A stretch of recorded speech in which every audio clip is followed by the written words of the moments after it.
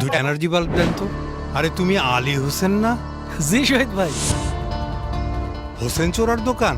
আমরা তো জানি চোরের ধনে বরকত নাই। কিন্তু চাচা ও তো চুরির টাকায় দোকান দেয় নাই, ও চুরি ছাড়ছে হেই কবে? চুরি ছাড়ছে মানে? চাচা মানুষ চুরি করে গেলে কন্ত অভাবে তো ওই গ্রামে কামের কোনো অভাব আছে?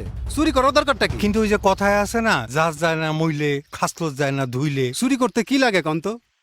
আন্ধার। আর ওই যে শীতল চোর, অগো কি লাগে? কাঁচা বাড়ি ঘর। আর ওই গ্রামে কোনো কাঁচা বাড়ি ঘর আছে? বেশিরভাগ বাড়ি ঘরে মেঝে নয় ডুয়া তো পাকাই, সাইড দিকে এখন ফকফকা বিদ্যুতের আলো, দিন না রাত বোঝা মুশকিল।